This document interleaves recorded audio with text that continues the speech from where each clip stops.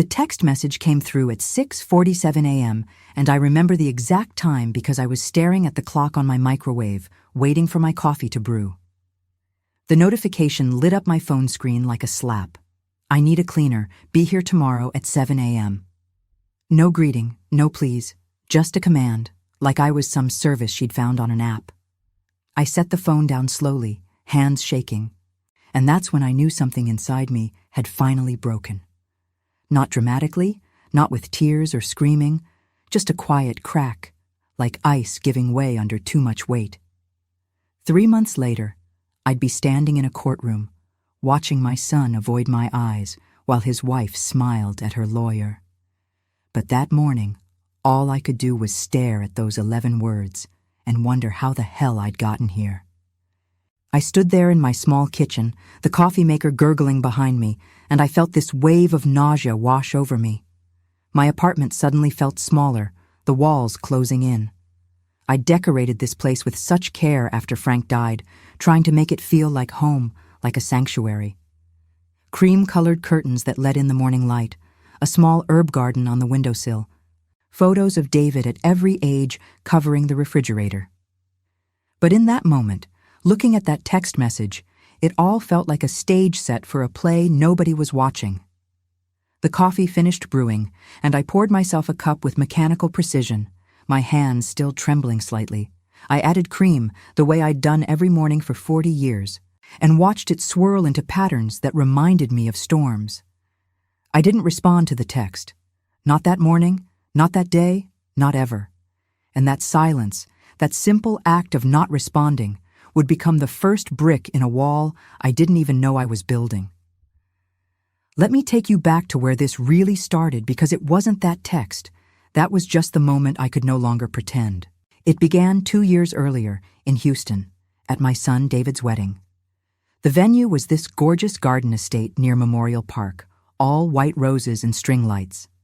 I wore navy blue because his bride, Amanda, had specifically requested family avoid wearing anything too formal that might draw attention. I thought it was thoughtful of her, wanting the focus on their love story. I stood in the back during photos, smiling until my cheeks ached, and when Amanda's mother was invited to stand with the couple for a portrait, I waited for my turn. It never came. David caught my eye once, gave me this apologetic shrug, but said nothing. I told myself it was just wedding chaos. People forget things, but here's what I know now, what I wish I'd understood then. When someone shows you who they are the first time, believe them. I didn't. I made excuses instead, and that decision cost me almost everything I had. But let me paint the full picture of that wedding day, because the details matter. They always do, even when we don't want to see them. I arrived early at Amanda's request. She'd texted me a week before asking if I could help coordinate with the florist, since she'd be busy getting ready. I said yes immediately, thrilled to be included, to be needed. I spent 3 hours that morning in 90-degree heat, directing delivery people, checking that each centerpiece matched the Pinterest board Amanda had sent me. My feet were screaming in the heels I'd worn, the navy dress clinging to my back with sweat. But I didn't care. This was my son's wedding, my only child's big day. I wanted everything perfect for him. When Amanda finally arrived, stepping out of a white Escalade with her bridesmaids, she looked stunning. I won't take that from her. Her dress was this elegant mermaid style, fitted and sophisticated, her dark hair swept up in an intricate updo. I approached her, ready to report that everything was set, that the flowers were perfect, and she glanced at me, said, "Thanks," and turned immediately to her maid of honor. Not, "Thank you so much," not, "I appreciate you being here early," just thanks, like I'd held a door open for her. One syllable, and then I was dismissed. I should have felt the sting then, should have recognized it for what it was. But I plastered on a smile and told myself she was nervous, that brides get overwhelmed. I retreated to the guest area and watched as her family swarmed around her, cooing and fussing, taking hundreds of photos. Her mother, Patricia, was wearing a champagne-colored gown that had clearly cost more than my entire outfit, jewelry included. She had this way of moving through space like she owned it, head high, gestures graceful and commanding. She barely acknowledged me during the ceremony prep, offering only a tight smile when we made eye contact. The ceremony itself was beautiful. David stood at the altar in his charcoal suit, looking so much like his father that my chest ached. Frank should have been there. He should have been the one walking David through this, giving him advice, standing beside him. But it was just David and his best man, a college friend I'd met maybe twice. When Amanda came down the aisle on her father's arm, David's face lit up in a way I hadn't seen in years, and I felt this complicated knot of emotions. Pride, yes.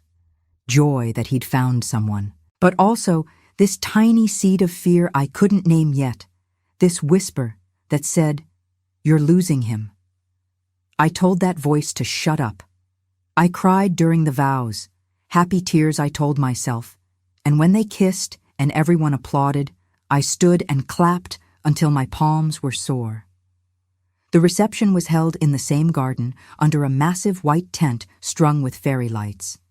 I found my seat at a table near the back, with some of Amanda's distant cousins I'd never met and wouldn't see again. David and Amanda's table was at the front, elevated slightly, surrounded by the wedding party and both sets of parents. Except I wasn't at the parents' table. Patricia and her husband Charles were there, laughing and toasting, but my seat was 20 feet away, tucked behind a decorative column that partially blocked my view of the head table. I tried to catch David's eye during dinner, to give him a reassuring smile, but he was absorbed in conversation with Amanda, their heads close together, her hand on his arm. I ate the chicken, which was overcooked, and drank too much champagne, which was excellent. One of Amanda's cousins, a woman named Brenda, asked me how I felt about the wedding, and I said it was perfect. She nodded, sipped her wine, and said, "Amanda always gets what she wants." There was something in her tone, not quite admiration, not quite criticism, just statement of fact. I asked what she meant, and she shrugged. She's very determined, always has been. When she sets her sights on something, she doesn't stop until she gets it. At the time, I thought she was talking about David, about Amanda pursuing the man she loved. Now I wonder if she was warning me. The speeches started after dinner. Amanda's father spoke first, telling stories about her childhood, her achievements, her drive. He called David a lucky man, and everyone laughed and agreed.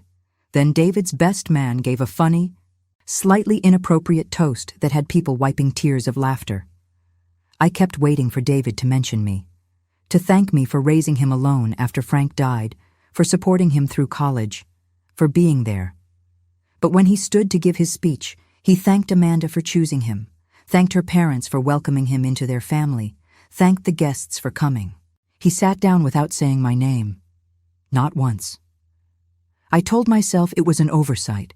He was nervous, overwhelmed, caught up in the moment. But the woman next to me, Brenda's sister, leaned over and whispered, "That's rough." I pretended I didn't hear her, excused myself to the bathroom, and locked myself in a stall where I could finally let the tears fall without anyone seeing. The first year of their marriage, I tried so hard to be helpful. Amanda was pregnant within months, and I was thrilled. My first grandchild. I'd lost my husband Frank to a heart attack 4 years prior, and the thought of holding a baby again, of having that purpose, it felt like sunlight breaking through clouds. When Amanda mentioned they were struggling with the down payment on their house in the Heights, I didn't hesitate. I liquidated a chunk of my retirement savings, about $30,000, and handed it over. David hugged me, told me they'd pay me back once he got his promotion at the engineering firm. Amanda sent a text. "Thanks, really needed this." 4 words. I waited for more, but that was it. When my grandson was born, I showed up at the hospital with flowers and a hand-knitted blanket I'd spent weeks making. The nurse directed me to the waiting room. Amanda wanted only immediate family in the delivery room, and apparently I didn't qualify. I sat there for 7 hours, listening to other families celebrate, and when they finally let me hold him, Amanda was already on her phone, barely looking up. She named him Connor, after her father. I'd mentioned once, months earlier, that Frank had always loved the name James. Nobody remembered, or maybe they did, and it just didn't matter. Those 7 hours in that hospital waiting room were some of the longest of my life. I'd brought a bag with me, packed carefully with things I thought I might need. A book I never opened, snacks I couldn't eat, my phone charger, and a small gift bag with the blanket I'd knitted. The blanket was cream-colored with a tiny blue border, each stitch made with love and anticipation.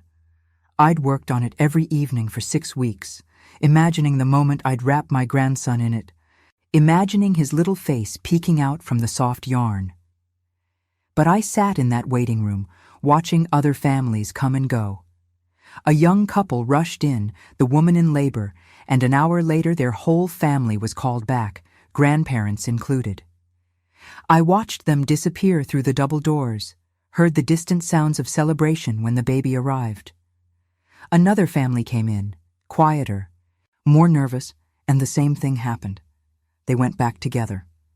I stayed in my plastic chair, the gift bag on my lap, trying not to feel sorry for myself. Around hour 4, I texted David. "Any update? Is she okay? Is the baby okay?" He responded 20 minutes later. "All good. Taking a while. We'll let you know." No details, no reassurance, just those 9 words. I stared at my phone, willing it to ring, willing him to call me and say, "Mom, come back, we want you here." But it stayed silent. A nurse came through at one point, making rounds, checking on people in the waiting area. She saw me sitting alone and asked if I was waiting for someone. I told her my grandson was being born, and she smiled this warm, genuine smile and said, "How exciting. First grandchild?" I nodded, and she patted my shoulder. "It's a special time. They'll call you back soon, I'm sure." But they didn't. When David finally came out, after those 7 endless hours, his face was exhausted but glowing. He told me Connor had been born healthy, 8 pounds and 3 ounces, that Amanda had done amazing, that everything went smoothly. I asked if I could see them, and he hesitated. Actually hesitated, like he had to think about whether his mother could meet his newborn son. Then he said, "Yeah, come on back, but just for a few minutes. Amanda's really tired." I followed him through those double doors I'd been staring at all day, down a hallway that smelled of antiseptic and bleach, into a room where Amanda was propped up in bed, her hair damp, her face pale but composed. And there, in a small plastic bassinet beside her, was Connor, my grandson. I approached slowly, almost afraid to get too close, and when I looked down at him, this tiny, perfect human with dark hair and delicate features, I felt my heart crack open in a way it hadn't since David was born. I asked if I could hold him. Amanda glanced at David, and something passed between them, some silent communication I wasn't part of. Then she nodded, just barely, and David lifted Connor from the bassinet and placed him in my arms. He was so light, so warm, and when I looked down at his face, his eyes were closed, his little mouth making sucking motions in his sleep. I started to cry, couldn't help it, and I whispered to him, "I'm your grandma. I'm going to love you so much." I looked up, wanting to share this moment with Amanda and David, but Amanda was on her phone, scrolling through something, her face lit by the screen. David was adjusting the blanket on her bed, asking if she needed water, ice chips, anything. Neither of them was looking at me or Connor. I stood there, holding my grandson, feeling utterly alone in a room full of people. After maybe 3 minutes, Amanda said, "I think I need to feed him." It wasn't a request. I handed Connor back to David, pulled the knitted blanket from my bag, and offered it to her. "I made this for him," I said, trying to keep my voice steady. She took it, glanced at it, said, "That's nice," and set it aside on the windowsill, not even unfolding it to look at the work I'd put into it. I felt something inside me wither, but I smiled and told her to get some rest, told David to call me if they needed anything, and I left.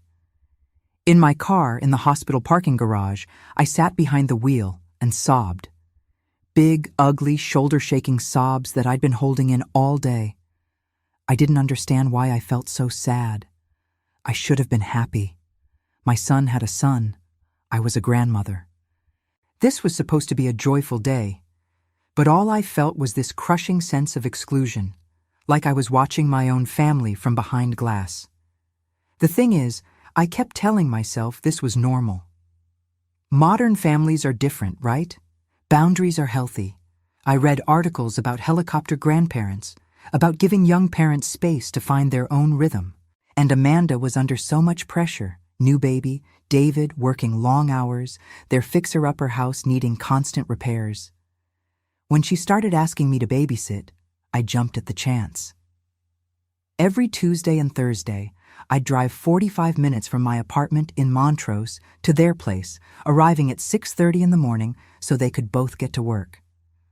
Connor was a colicky baby, screaming for hours, and I'd walk him around their backyard, bouncing him until my arms burned, singing the same lullabies I'd sung to David decades ago. I never asked for gas money. When they needed help with Connor's daycare costs, I chipped in $300 a month. When their water heater died, I covered the replacement. Amanda would accept the money with a quick nod, already turning back to her laptop or her phone. I told myself gratitude didn't always look like thank you notes and hugs. Some people just showed love differently. Those babysitting mornings became my routine, my purpose. I'd wake at 5, shower, dress in comfortable clothes that could withstand spit-up and diaper blowouts, and pack a small bag with snacks and a thermos of coffee. The drive from Montrose to the Heights took about 45 minutes in early morning traffic, sometimes longer if there was construction on I-10. I'd listen to NPR, trying to stay informed, trying to feel like I was still part of the world beyond diapers and baby bottles. Their house was a 1920s bungalow they'd bought as a fixer-upper, and it showed. The front porch sagged slightly, the paint was peeling in places, and the yard was more weeds than grass. But it had good bones, David always said, and Amanda had big plans for renovations. My $30,000 had helped with the down payment, and they'd sunk every other penny into structural repairs, new plumbing, updated electrical. It was a work in progress, and I told myself I was investing in their future, in Connor's future. I'd let myself in with the spare key they'd given me, and the house would be quiet, except for the sounds of Amanda and David getting ready upstairs. The kitchen was always a mess from the night before. Dishes in the sink, baby bottles on the counter, the faint, sour smell of old milk. I'd start by cleaning up, loading the dishwasher, wiping down counters, because I couldn't stand the chaos and because I wanted to be helpful. By the time Amanda came downstairs, usually around 6:45, the kitchen would be spotless and I'd have fresh coffee brewing. She'd pour herself a cup, check her phone, and give me a rundown of Connor's night. He woke up 3 times. Last bottle was at 4. He'll probably be hungry again soon. Diapers are in the nursery. Don't let him sleep past 9 or he'll be off schedule. Instructions delivered in a flat, efficient tone like she was briefing an employee.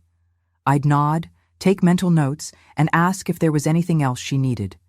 She'd usually say no, grab her bag, and head out the door without saying goodbye to Connor, who'd still be sleeping upstairs. David would come down a few minutes later, always rushed, always apologetic. "Thanks for doing this, Mom. I don't know what we'd do without you." He'd kiss my cheek, grab a travel mug of coffee, and he'd be gone too. And then it would be just me and Connor. And those hours, despite the exhaustion and the crying, and the endless cycle of feeding and changing and soothing, those were the hours I lived for. Connor was a difficult baby. Colicky, the pediatrician said, though they couldn't pinpoint a cause. He'd cry for hours, his little face red and scrunched, his body tense with discomfort. I tried everything. I walked him, bounced him, swaddled him, sang to him, ran the vacuum cleaner because I'd read that white noise helped. Some days nothing worked, and I'd end up in the rocking chair in his nursery, both of us crying, me whispering, "I'm sorry, baby. I'm so sorry. I don't know how to fix this." But there were good moments, too, when he'd finally settle, exhausted from crying, and fall asleep against my chest, his little hand curled around my finger. I'd sit there, afraid to move, afraid to break the spell, and just breathe him in. That baby smell, powder and milk, and something indefinably sweet. I'd study his face, memorizing every detail, the way his eyelashes fanned across his cheeks, the tiny dimple in his chin that reminded me of Frank. I'd talk to him during those quiet moments, telling him stories about his grandfather, about David when he was a baby, about the life I hoped he'd have. I'd tell him about the first time I held his father, how terrified and awed I'd been, how I'd promised him I'd always protect him, always love him. I'd tell Connor I was making the same promise to him. I meant it with everything in me. But those mornings always ended the same way. Amanda would come home around 3, sometimes earlier if she had a light day, and the atmosphere would shift immediately. She'd walk in, drop her bag, and start inspecting. Not inspecting Connor, inspecting me. Did he eat all his bottles? Did you follow the schedule? Why is he wearing that onesie? I had the blue one laid out. I'd explain, apologize if I deviated from her plan, and she'd take Connor from my arms without thanking me, without asking how the day went. David would come home around 6, and I'd usually stay for a bit, hoping for conversation, for connection. But they'd retreat into their bubble, talking about their days, their friends, their plans, and I'd sit on the couch feeling like a piece of furniture. Eventually, I'd make an excuse and leave, driving home in rush-hour traffic, my body aching, my mind exhausted, wondering why something that should feel fulfilling left me feeling so empty. But you ever doubt your own sanity? Like you know something's wrong, but everyone around you acts like you're being dramatic? That was my life. I'd mentioned to David that Amanda seemed distant, and he'd sigh this exhausted sigh and say she was stressed, that I needed to cut her some slack. I tried talking to my sister in Phoenix, and she told me I was overreacting, that daughter-in-law relationships are always complicated. So I swallowed it.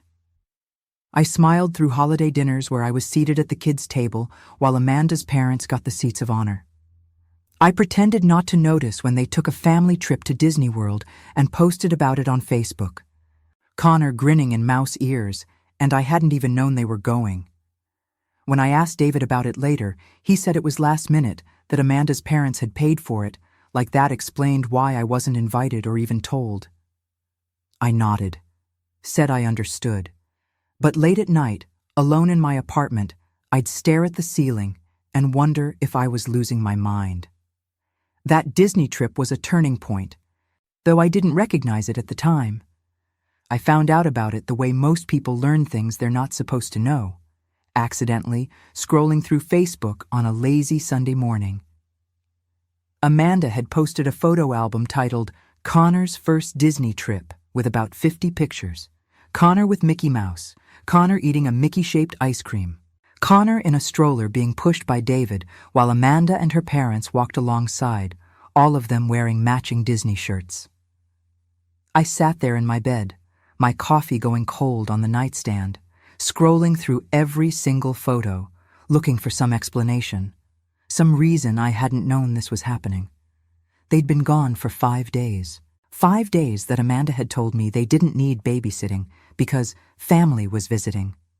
I'd assumed her parents were staying with them, helping with Connor. It never occurred to me they'd all gone to Florida together. I called David. My hands were shaking as I held the phone, and when he answered, I could hear the ambient noise of the airport in the background. "Hey, Mom, what's up?" "We're about to board. Can I call you later?" I asked, trying to keep my voice calm if he'd had a good trip. There was a pause, a long, uncomfortable pause, and then he said, "How did you know about that?" How did I know? Like it was something I wasn't supposed to know. Like it was a secret. I told him I'd seen the photos on Facebook, and he sighed, that same exhausted sigh he always gave when I brought up anything uncomfortable. "It was last minute, Mom. Amanda's parents surprised us with the tickets. There wasn't time to tell everyone." But there was time to pack, to take 5 days off work, to plan outfits and make reservations. There was time for all of that, just not time to send me a text saying, "Hey, we're taking Connor to Disney World." I asked why I hadn't been invited, and he said, "It was a family trip. A family trip." I was his mother. Connor was my grandson, but I wasn't family, not in the way that mattered to Amanda. I wanted to scream at him, to demand he explain how he could exclude me so casually, but I heard Amanda's voice in the background telling him they needed to board. And he said, "I gotta go. We'll talk later." He didn't call later, and I didn't bring it up again because I was too afraid of what his answer would be. Here's what nobody tells you about sacrifice. It's not noble if the other person doesn't value it. It's just erosion. Every time I helped them financially, I told myself it was an investment in our relationship, in Connor's future. I wanted to be the grandmother he'd remember, the one who showed up, who helped. By the time Connor turned 2, I'd given them close to $70,000. My savings account, which Frank had built up so carefully, which was supposed to see me through retirement, was bleeding out.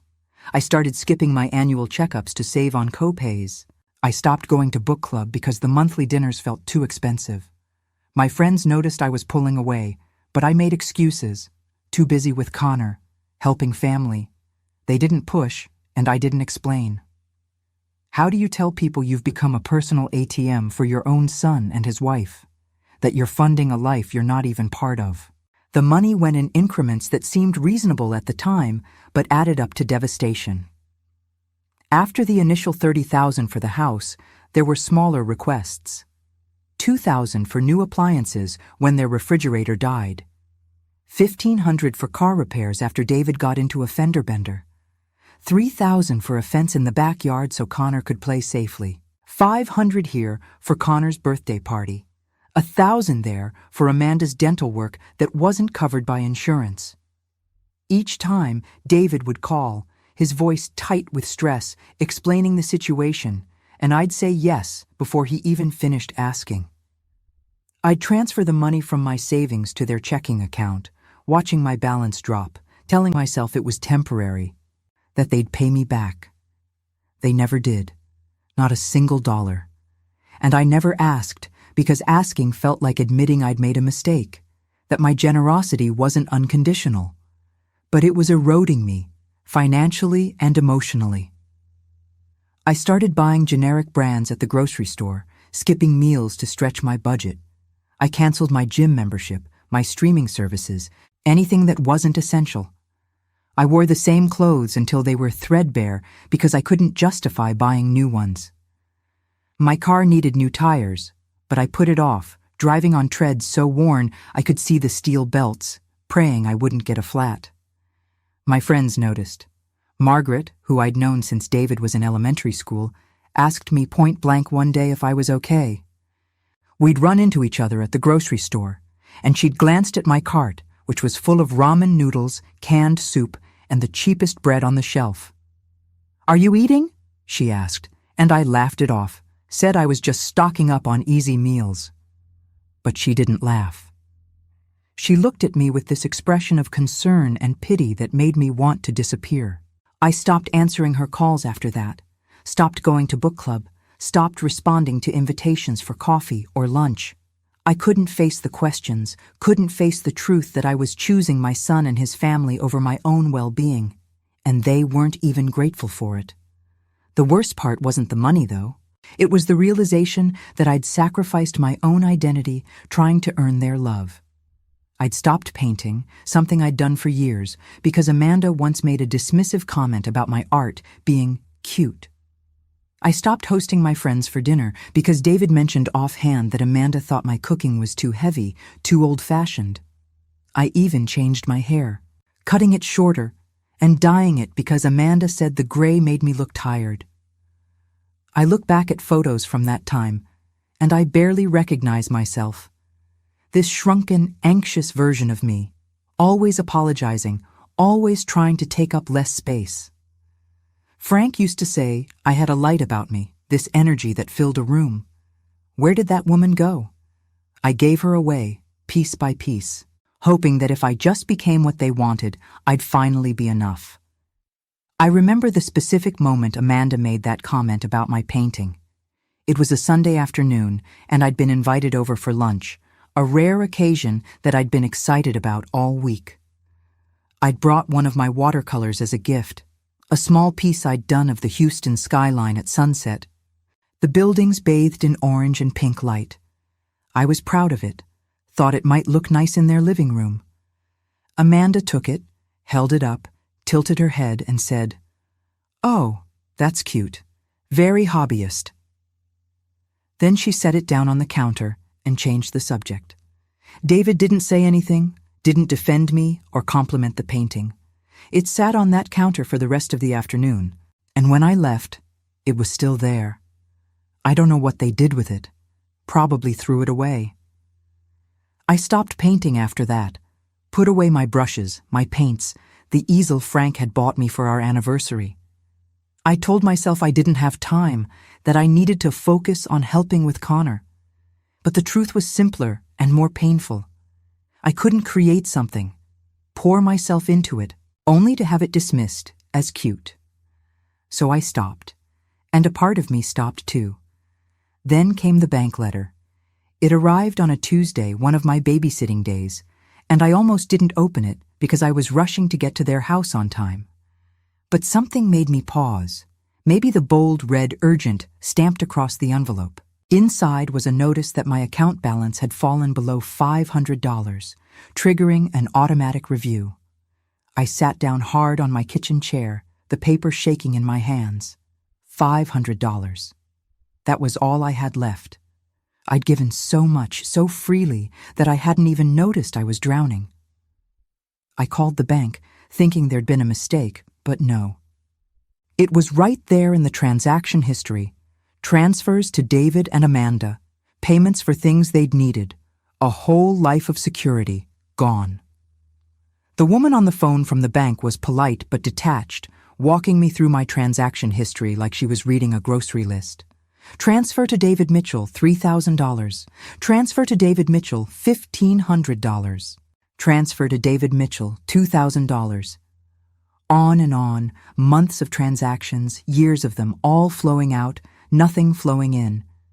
She asked if I wanted to dispute any of the charges, and I almost laughed. Dispute them? They were legitimate.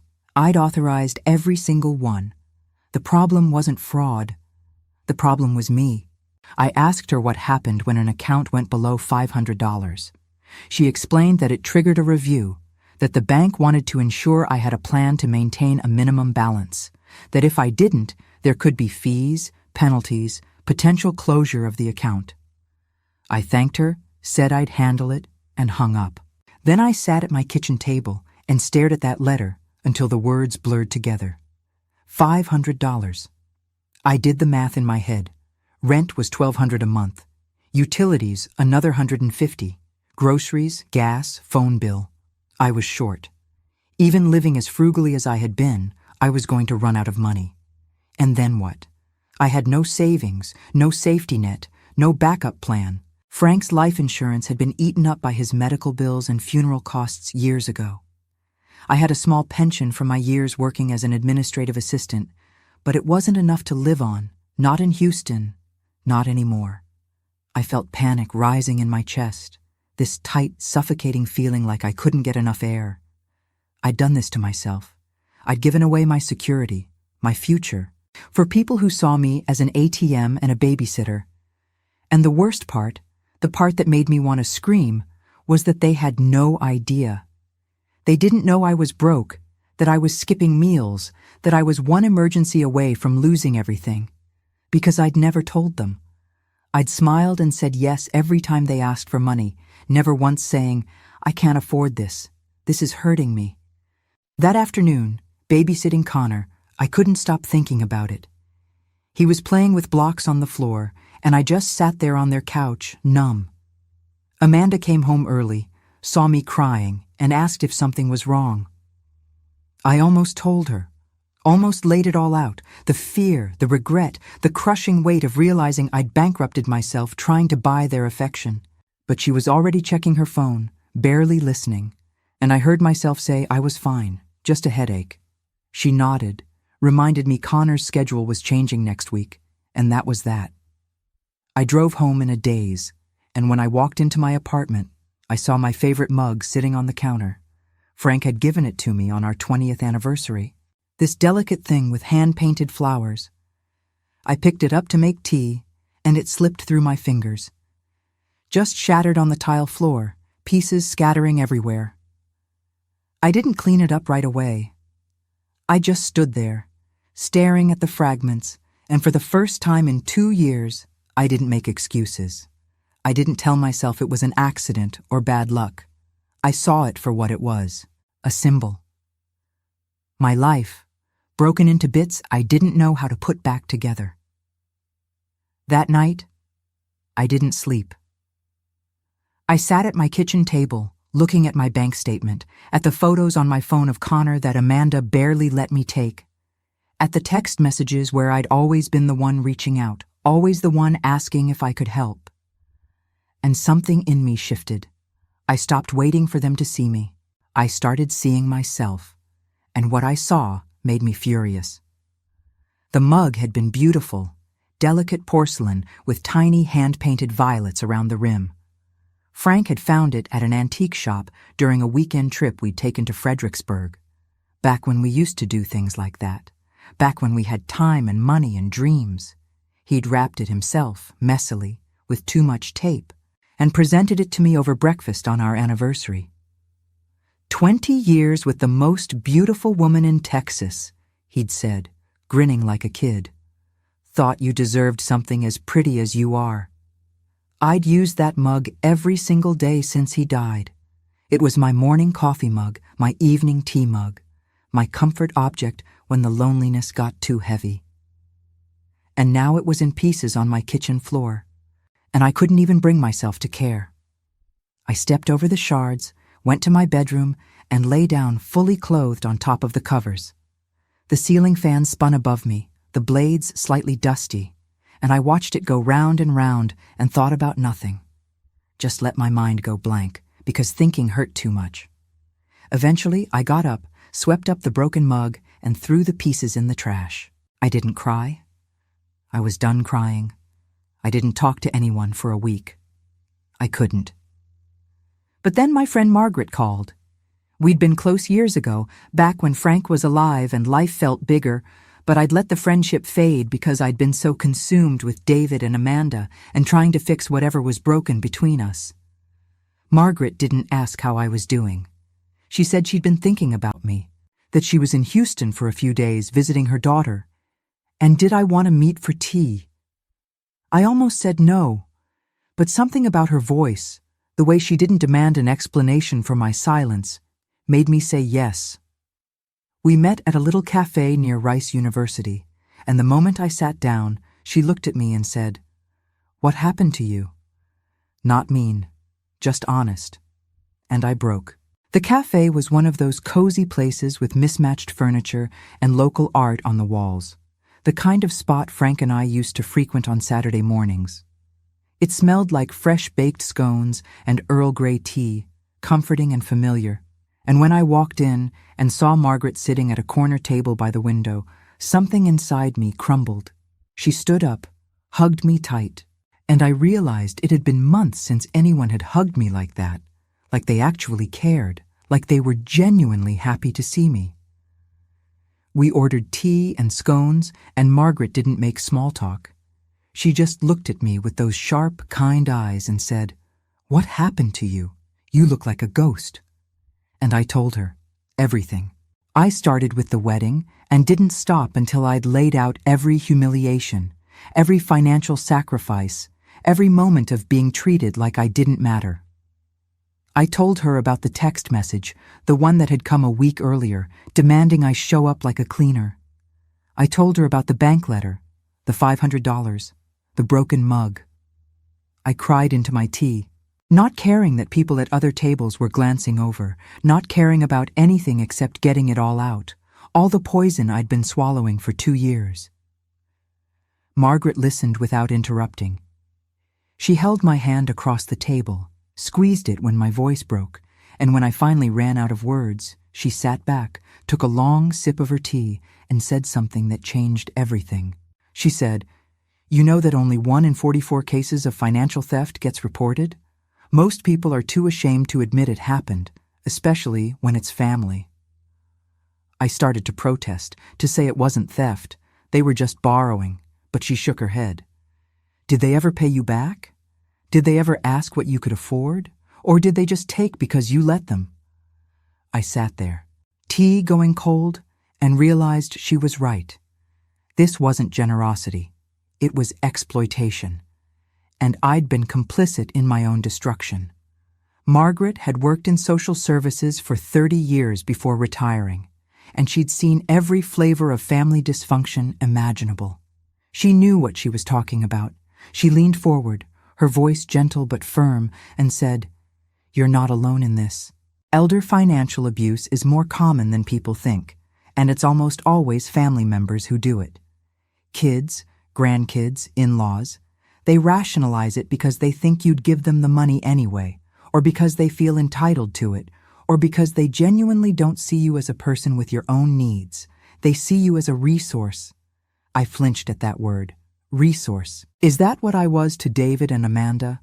Not a mother, not a grandmother, just a resource to be tapped until I ran dry? Margaret continued. You need to set boundaries, hard ones, and you need to get help, financial and emotional. There are organizations, support groups, counselors who specialize in this. You don't have to navigate it alone. She pulled out her phone, started looking up numbers, writing things down on a napkin. Hotlines for elder abuse, free legal clinics, financial advisors who worked with low-income seniors. I stared at the list, overwhelmed, and she reached over and tapped the napkin with her pen. Promise me you'll call at least one of these. Promise me you won't just go home and pretend this conversation didn't happen. I promised, and I meant it. That conversation planted something in me. I started planning, not revenge exactly, but an exit. I couldn't stay in this loop, waiting for crumbs of affection that never came. I looked into moving, somewhere smaller, cheaper, where I could start over. I found a little cottage for rent near Galveston, an hour away, with a garden plot and enough space to breathe. The rent was manageable even on my gutted savings. I started packing in secret, just a few boxes at a time, things Amanda and David wouldn't notice if they ever bothered to visit, which they didn't. I felt like I was preparing for an escape, not from danger in the physical sense, but from the slow suffocation of being invisible in my own family. The cottage was listed on Craigslist, of all places. A small ad with a grainy photo of a white clapboard house with blue shutters, a front porch with a swing, and a yard full of wildflowers. The rent was $700 a month, utilities included, and pets allowed, though I didn't have any.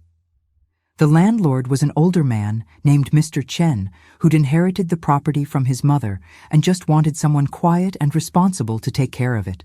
I called him from my car, parked outside a grocery store, my hands shaking as I dialed. He was kind, asked me basic questions about my situation, and didn't pry when I said I was looking for a fresh start.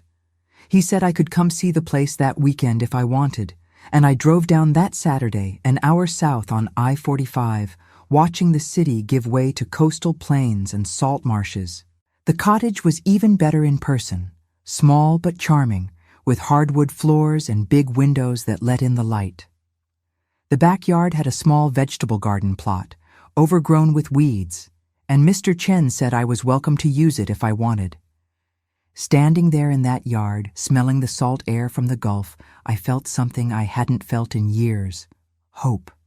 I gave him a deposit, first and last month's rent, which wiped out most of my remaining savings, and he handed me the keys. I didn't tell David or Amanda. I didn't tell anyone except Margaret, who hugged me and said she was proud of me. I started moving my things slowly, a carload at a time on days I wasn't babysitting. Boxes of books, my clothes, kitchen supplies, the few pieces of art I hadn't thrown away. I left the furniture because I couldn't afford movers and because the cottage came partially furnished. Each trip felt like shedding weight, like I was peeling away the life that had been suffocating me. But I didn't confront them. Not yet. I just started saying no. When Amanda texted asking for babysitting on a day I wasn't scheduled, I replied that I had plans. When David called asking for a loan to cover Connor's new preschool tuition, I said my finances were tight. The responses were immediate and cold. Amanda stopped texting altogether. David called me selfish, said he thought I wanted to be involved in Connor's life. I told him I did, but not as a checkbook and a free nanny. He hung up on me. For 2 weeks, silence. No calls, no updates. No photos of Connor. It hurt more than I'd expected, but it also clarified things. Their love was conditional, transactional, and I was finally seeing the price tag. The silence was deafening. I'd check my phone compulsively, hoping for a message, a missed call, any sign that they noticed I was pulling away and cared enough to ask why. But there was nothing. My phone sat on the counter, dark and quiet, and I felt this mix of relief and grief that I didn't know how to process. Relief that I didn't have to perform anymore, didn't have to pretend everything was fine. Grief that my son, my only child, could cut me off so easily, like I meant nothing. I tried to fill the silence with activity. I unpacked boxes at the cottage, set up my new life. I planted tomatoes and basil in the garden. I drove into Galveston and walked along the seawall, watching the waves, letting the wind whip my hair around. I felt raw, exposed, but also more myself than I had in years. Then came the family event, David's company barbecue. He invited me last minute, almost reluctantly, probably because someone asked where his mom was. I showed up in Zilker Park, the sun too bright, my stomach churning. Amanda was there with Connor, laughing with other wives, and when she saw me, her smile turned brittle. David greeted me with a stiff hug and asked why I'd been so distant. Not why I was upset, why I'd been distant, like it was my withdrawal that was the problem, not everything that led to it. Amanda stood there smirking, arms crossed, and something inside me snapped. I didn't plan it. I just started talking. About the money. About being treated like a servant. About watching them live a life I'd funded while I sat alone in an empty apartment. David's face went pale. Amanda's turned red. She called me dramatic, said I'd offered the money freely, that nobody forced me. And technically she was right. But offering freely and being exploited aren't mutually exclusive, are they? The barbecue was in Memorial Park, same place as their wedding, which felt like some kind of cosmic joke.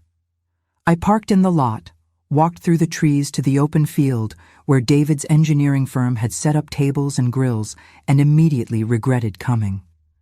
There were maybe 50 people there, co-workers and their families, kids running around, music playing from a portable speaker. It was the kind of casual, happy gathering I used to love, but now it just felt overwhelming. I spotted David near the grills, flipping burgers, talking to another man in a company polo shirt. Amanda was at a picnic table with Connor and a group of other mothers, all of them laughing at something on someone's phone. I approached David first, and when he saw me, his expression flickered between surprise and something else, annoyance maybe. He set down the spatula, wiped his hands on his jeans, and gave me a quick, awkward hug. "Hey, Mom. Glad you could make it." His voice was flat, perfunctory. I asked how he was, how Connor was, and he gave me generic answers. Good, fine, busy. Then he said, "You've been pretty distant lately. Everything okay?" And that's when I felt it, that snap, that moment when you've been holding something in for so long that it just bursts out. "Distant?" I repeated, my voice louder than I intended. "David, I've been babysitting Connor twice a week for 2 years, helping you financially, showing up every time you asked, and you think I've been distant?" People were starting to look. David's face flushed, and he lowered his voice. "Mom, can we not do this here?" But I couldn't stop. 2 years of swallowed words, of biting my tongue, of making myself smaller, it all came pouring out. I told him about the $70,000, money I couldn't afford to give. Money they'd never paid back or even acknowledged properly. I told him about skipping my own doctor's appointments because I couldn't afford the co-pays after helping them. I told him about the text message from Amanda, treating me like hired help, and how that was just the latest in a long line of humiliations I'd endured because I loved him and wanted to be part of Connor's life. Amanda had walked over by then, Connor on her hip, her face tight with anger. "You offered that money," she said, her voice icy. "Nobody forced you to give it to us. You wanted to help." "I wanted to be part of the family," I shot back, "and you took advantage of that. Both of you." David tried to interrupt, to calm things down, but I was done being calm. I asked him when was the last time he'd called me just to talk, just to see how I was doing. When was the last time he'd invited me to anything that wasn't about them needing something from me? He couldn't answer. He just stood there, looking at the ground, and Amanda filled the silence. "This is ridiculous," she said. "You're causing a scene. If you're so unhappy, maybe you should just leave." So I did. I looked at my son one last time, hoping he'd say something, anything, to show he understood, that he cared. But he didn't. He just looked uncomfortable, embarrassed, like I was the problem. And maybe I was. Maybe I was the problem for finally speaking up, for refusing to be invisible anymore. I walked back to my car, my whole body shaking, and I didn't look back. People were staring. David pulled me aside, begging me to stop making a scene, and I laughed. Actually laughed. Because after 2 years of biting my tongue, of shrinking myself to fit into their lives, he thought this moment, this tiny outburst, was the scene. Not the years of being erased. He chose Amanda, told me I was being unfair, that she was under pressure, that I needed to understand. I looked at my son, this man I'd raised, who'd once told me I was his hero, and I didn't recognize him. Or maybe I did, and that was worse. He was weak, scared of his wife, scared of conflict, willing to throw me under the bus to keep his own life comfortable. I walked away, didn't say goodbye, just left. In my car, I sat with my hands on the steering wheel, trying to catch my breath. My heart was pounding, my face hot with anger and shame. Part of me wanted to go back, to apologize, to smooth things over like I always did. But I didn't. I started the engine, pulled out of the parking lot, and drove home to my apartment in Montrose. And as I drove, something settled in me. A decision. I was done. Done trying to earn their love. Done sacrificing myself for people who didn't see me. Done. When I got home, I called Margaret and told her what happened. She listened, and when I finished, she said, "Good for you. Not, I'm sorry. Not, maybe you overreacted. Just good for you." And I cried, big relieved sobs, because someone finally understood. They're still together. Amanda still controls him, still makes the decisions, still dictates who matters and who doesn't. And in some material sense, maybe she won. They kept the house I helped buy, kept the life I helped fund, kept Connor in a world where I'm a distant memory. David tried calling once, a few weeks later, leaving a voicemail about how we should talk, but his voice was guarded, still defensive, and I deleted it. I know some of you are thinking I should have pushed harder, should have demanded my money back, should have taken them to court, and maybe you're right. But here's what I learned. Sometimes the fight isn't worth the cost. Not because you're weak, but because you're finally strong enough to walk away from people who don't value you. Do you think that was fair? Tell me in the comments. What would you have done in my place? Would you have stayed and fought? Or would you have done what I did and just let them go? Because I'm still figuring out if I made the right call, and I'd really like to know what you think. I moved to that cottage near Galveston 2 months after the barbecue. It's small, 1 bedroom, a kitchen with windows that let in the morning light, and a backyard where I've started planting tomatoes and herbs. I wake up at 6, make my coffee in a new mug I bought myself, and I sit on the porch listening to the seagulls. I've started painting again, nothing fancy, just watercolors of the coast, the kind of art Amanda would probably still call cute, but I don't care. I joined a local book club, made friends with women my age who've lived full, complicated lives and don't expect me to perform or shrink or pay for their approval. My bank account is still recovering, but I'm working part-time at a gift shop downtown, enough to cover rent and groceries and the occasional dinner out. It's not the retirement Frank and I planned, but it's mine, and it's quiet, and it's enough. The move itself was surreal. I loaded the last of my things into my car on a Wednesday morning, took one final look at the apartment where I'd lived for the past 6 years, the apartment I'd moved into after Frank died, trying to start over. The walls were bare, the rooms empty, except for the furniture I was leaving behind for the next tenant. It looked sad, stripped of all the personal touches that had made it mine. But I didn't feel sad. I felt liberated. The drive to Galveston took a little over an hour, and I had the windows down, the radio playing classic rock, and for the first time in years, I sang along. Not well, never well, but loudly, joyfully, like I was reclaiming something I'd lost. When I pulled up to the cottage, Mr. Chen was waiting on the porch, and he helped me carry in the last few boxes. He didn't ask questions, just welcomed me, and said he hoped I'd be happy there. That first night in the cottage, I sat on the porch swing with a glass of cheap wine, watching the sun set over the trees, and I felt something I hadn't felt in so long I'd almost forgotten what it was. Peace. Real, deep, uncomplicated peace. I wasn't worried about a text message demanding something from me, wasn't bracing for criticism or rejection. I was just me, alone, and it was okay. The weeks that followed were hard in different ways. I had to build a new routine, find new rhythms. I applied for jobs and got rejected from most of them because I was overqualified or too old or not quite the right fit.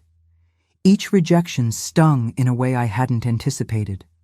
I'd sit in my car after interviews, reading the polite, "We've decided to go with another candidate" emails, and feel this crushing sense of failure. At 62, with decades of work experience, I was being told I wasn't enough. Again. But I kept trying. I applied to bookstores, coffee shops, libraries, anywhere that might value someone with life experience and a willingness to work. I tailored my resume, practiced interview questions, wore my best clothes that weren't quite professional enough anymore. And eventually, after what felt like dozens of rejections, I found the part-time position at the gift shop, a little place called Coastal Treasures that sold seashells, local art, and touristy souvenirs. The owner, a woman named Diane, was in her 60s, funny and warm. With wild, curly gray hair she wore in a messy bun and reading glasses perpetually perched on her head. She interviewed me in the shop on a quiet Tuesday afternoon, surrounded by displays of painted sand dollars and driftwood mobiles. She asked me basic questions about customer service, availability, and why I wanted the job. I gave her honest answers. I needed the income, yes, but I also needed a purpose, a reason to get up in the morning, something to fill the hours that used to be consumed by babysitting and worrying about David and Amanda. Diane nodded thoughtfully, then asked the question that caught me off guard. "What's your story? Why Galveston? Why now?" And I found myself telling her. Not everything. Not the shameful details about the money or the text message, but enough. That I'd left Houston to start over, that I'd been through something difficult with family, that I was rebuilding. She listened, really listened, and when I finished, she offered me the job on the spot. "I like hiring people who've lived," she said. "They're more interesting to customers, and they don't complain about the small stuff." Working at Coastal Treasures became more than just a paycheck. It became a lifeline. The shop was small, cozy, with creaky wooden floors and the constant smell of sea salt and scented candles. We got a steady stream of tourists, especially on weekends, families on vacation, couples celebrating anniversaries, solo travelers looking for a piece of the Gulf to take home. I learned to recommend the best local restaurants, to explain the difference between a whelk and a conch shell, to wrap delicate glass ornaments so they'd survive the trip home. Diane became a friend, someone I could talk to during slow afternoons when the shop was empty and the only sound was the ceiling fan and the distant cry of gulls. She'd been through her own struggles, a bitter divorce in her 50s that had left her broke and starting over, and she understood in a way that didn't require long explanations. We'd sit behind the counter, drinking iced tea, and she'd tell me stories about her ex-husband, her kids who rarely called, her journey to building this business from nothing. And slowly, I started to feel less alone. I started to make friends. The book club met every other Thursday at the local library, and the women there were kind and interesting, with stories that made mine feel less isolating. There was Joan, who'd left an abusive marriage in her 50s and started over. There was Linda, who'd lost her daughter to cancer and found solace in reading. There was Rita, who'd never married, never had kids, and lived a full, adventurous life traveling the world. They didn't judge me for my choices or tell me I should have done things differently. They just listened, shared their own struggles, and made me feel like I belonged. The first book club meeting I attended, I almost turned around and went home. I sat in my car outside the library for 10 minutes, watching women file in through the glass doors, carrying books and tote bags, laughing with each other. They looked like they belonged to something, and I felt like an outsider, an intruder. But I'd promised myself I wouldn't hide anymore, wouldn't let fear keep me small, so I took a deep breath, grabbed my copy of the month's selection, a novel about resilience that I'd barely managed to finish, and walked in. The meeting room was warm and inviting, with a circle of chairs and a table set up with coffee and cookies. A woman with short silver hair and a kind smile greeted me at the door, introduced herself as Linda, and welcomed me like I was an old friend. She introduced me to the others, and they made space for me in the circle, offered me coffee, asked me gentle questions about where I was from and what brought me to Galveston. I kept my answers vague at first, still guarded, still afraid of being judged. But as the meeting went on, as we discussed the book and what it meant to us, the conversation turned personal. Joan talked about her ex-husband, the years of walking on eggshells, the fear that had kept her trapped. Linda spoke about her daughter, the grief that never fully goes away, the way reading gave her a place to escape when the pain was too much. Rita shared stories of traveling alone through Southeast Asia in her 40s, the freedom and loneliness of a life without traditional ties. And when they turned to me, asking what I connected with in the book, I found myself telling them, not everything, not all the details, but enough. About David, about feeling invisible, about starting over in Galveston. They nodded, understanding in a way that didn't require explanations. And Joan reached over, squeezed my hand, and said, "You're brave. It takes real courage to walk away from people who don't value you, even when they're family." I cried, right there in that circle of women I barely knew, and nobody told me to stop or handed me tissues with awkward pity. They just let me cry. And when I was done, we moved on to the next chapter of the book. It was the first time in years I'd felt truly seen, truly heard, and it changed something in me. I started looking forward to those Thursday meetings, to the ritual of reading and discussing, to the community of women who understood that life doesn't always go the way you plan. And that's okay. I started painting again, setting up a small easel in the corner of the living room. At first, my hands were stiff, uncertain, like I'd forgotten how to hold a brush. The first few attempts were disasters, muddy colors and awkward compositions that I threw away before they were even dry. I felt frustrated, angry at myself for letting this skill atrophy, angry at Amanda for making me feel like my art wasn't worth pursuing, but I kept at it. Every morning after breakfast, I'd sit at the easel with a cup of coffee and try again. I started with simple exercises, practicing brush strokes, mixing colors, relearning the basics I'd known so well years ago, And slowly, painfully slowly, it came back. The way to layer colors, to let the water and pigment blend and bleed into each other, creating something that felt alive. The way to suggest a wave with just a few strokes, to capture the quality of morning light on water. I painted the ocean, the marshes, the birds that gathered on the shore at dawn. I painted the view from my porch, the wildflowers in the yard, the clouds that rolled in before summer storms. I painted memories too, things I'd lost and things I was discovering. And for the first time in my life, I painted for myself, not for approval or validation, just for the sheer pleasure of creating something. Diane saw some of my work one day when she came by the cottage to drop off some extra inventory from the shop. I'd left a few paintings drying by the window, and she stopped in front of them, really looking, not just glancing. "These are beautiful," she said, "really beautiful. Have you ever thought about selling them?" I laughed, embarrassed. "They're just watercolors, nothing special." But she was serious. "I sell local art at the shop all the time, tourist stuff mostly, but good quality. These would fit perfectly. Let me display a few and see what happens." I was terrified and thrilled in equal measure. The idea of strangers seeing my work, judging it, potentially buying it, it felt vulnerable in a way I wasn't sure I was ready for. But I said yes. Because saying yes to opportunities, to possibilities, that was part of the new life I was building. Diane hung 3 of my paintings in the shop, small pieces of the Galveston coastline, priced modestly. Within a week, all 3 had sold. She called me, excited, said people were asking if I had more. I did.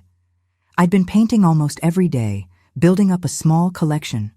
We hung 6 more pieces, and those sold too. It wasn't enough money to change my financial situation dramatically, but it was something. Proof that my art had value, that I had value, beyond what I could give to other people. I think about Connor sometimes. Wonder if he'll remember me, or if I'll just be a vague figure in old photos. I sent him a birthday card last month, nothing expensive, just a note saying I love him and hope he's happy. Amanda didn't respond, and I didn't expect her to. But I needed to do it, for me, to prove I can still show love even when it's not returned. That's the thing about rebuilding. You don't do it for other people. You do it because the alternative is staying broken, and I'm done with that. The birthday card was simple, something I picked up at the grocery store with a cartoon dinosaur on the front because I remembered Connor loved dinosaurs. Inside, I wrote, "Dear Connor, happy 3rd birthday. I hope you have a wonderful day full of cake and fun. I think about you often and love you very much. Grandma." I addressed it, stamped it, and dropped it in the mailbox before I could second-guess myself. I don't know if he ever received it. I don't know if Amanda threw it away or if David saw it and felt anything. But I did it, and that's what matters. Before I end my story, I want to share something important I learned through all of this. It's about the cost of silence, and why breaking it matters more than I ever understood. For so long, I stayed quiet because I was ashamed. Ashamed that I'd let myself be used. Ashamed that my own son chose his wife over me. Ashamed that I'd given so much and ended up with so little. I thought if I just kept my head down, if I didn't make waves, eventually things would get better. But silence doesn't heal wounds. It just lets them fester. And the scary part is, I'm not alone in this. Studies show that breaking the silence and sharing stories like mine can literally save lives. So many older adults suffer in isolation, afraid to speak up about financial abuse, emotional manipulation, or family estrangement because they think nobody will believe them or care. We're taught to protect family privacy, to keep our struggles behind closed doors, but that code of silence is exactly what allows abuse to continue. Here's what I wish someone had told me 2 years ago. Talking about it doesn't make you weak, it makes you brave. When I finally opened up to Margaret, when I stopped pretending everything was fine, I gave myself permission to ask for help and to start seeing my situation clearly. And that clarity saved me. If you're reading this and you're going through something similar, whether it's a child taking advantage of you, a spouse dismissing you, or anyone making you feel small and invisible, please talk to someone. A friend, a counselor, a support group. There are resources out there, hotlines and organizations that specialize in elder financial abuse and family estrangement. You don't have to navigate this alone. And if you know someone who might be suffering in silence, reach out. Ask the hard questions. Don't accept the "I'm fine" brush off. Sometimes, just knowing one person sees you and believes you can be the difference between staying trapped and finding a way out. Margaret gave me a list of resources that day in the cafe, and I eventually called one of them, a hotline for elder financial abuse. The woman I spoke to was compassionate and knowledgeable, and she walked me through my options. I could pursue legal action, try to recover some of the money, but she warned me it would be expensive, time-consuming, and emotionally draining, with no guarantee of success. Or I could focus on rebuilding, on protecting myself going forward, and let the money go. I chose the latter, not because I didn't deserve that money back, but because I knew the fight would consume me, would keep me tethered to David and Amanda in a way that would prevent me from truly moving on. She also connected me with a support group for family estrangement, and I attended a few meetings. Hearing other people's stories, realizing I wasn't alone, was incredibly healing. There were parents estranged from their children, siblings who hadn't spoken in years, people navigating the complicated grief of losing someone who's still alive. We shared strategies for coping, for setting boundaries, for finding meaning and joy despite the loss. It wasn't a magic cure, but it helped. The cost of silence is too high. It costs us our peace, our health, our sense of self-worth. It allows the people hurting us to keep doing it because there are no consequences, no accountability. When we speak up, we not only protect ourselves, we create a space for others to do the same. We break the taboo. We say this happened, it was wrong, and I deserve better. And maybe, just maybe, we prevent someone else from going through the same thing. So I'm asking you now, is silence ever the answer? I don't think it is. Not anymore. Let's talk about it below. Share your story if you feel safe doing so. Let's stop protecting the people who hurt us and start protecting ourselves. I've been in the cottage for 6 months now, and I can honestly say I'm happier than I've been in years. Not every day is easy. There are moments when I see a family with a young child and feel a pang of loss, wondering what Connor is doing, if he's happy, if he ever asks about me. There are nights when I lie in bed and replay conversations with David, wishing I'd said something different, done something different, though I know deep down it wouldn't have changed the outcome. But there are also mornings when I wake up to the sound of seagulls and feel grateful. Grateful for this small, simple life I've built. Grateful for friends who value me. Grateful for the ability to paint, to create, to express myself without fear of judgment. Grateful that I finally chose myself. I don't know what the future holds. Maybe one day David will reach out, truly reach out, with an apology and a desire to rebuild our relationship on healthier terms. Maybe Connor will grow up and seek me out, wanting to know his grandmother. Or maybe they won't, and I'll have to make peace with that. Either way, I know I'll be okay, because I've learned that my worth isn't contingent on their love or approval. I'm enough, just as I am. And if you're reading this, struggling with a similar situation, I want you to know you're enough too. You deserve to be seen, valued, and loved. Don't let anyone convince you otherwise. Don't sacrifice yourself trying to earn something that should be freely given. And don't stay silent. Your story matters, your pain is real, and there are people who will believe you and support you. You just have to be brave enough to speak up. Thank you for staying with me until the end. I know this was a long story, and there were probably moments you wanted to reach through the screen and shake some sense into me, or maybe moments you saw yourself in my shoes and felt that same helpless anger. Whatever you felt, I appreciate you being here. Let me know in the comments what city you're watching from and what time it is where you are. I love hearing from people all over. And if this story resonated with you, if you connected with any part of it, I'd really appreciate a like. It helps more people find these stories, and honestly, it helps me feel a little less alone in sharing them. What would you have done in my place?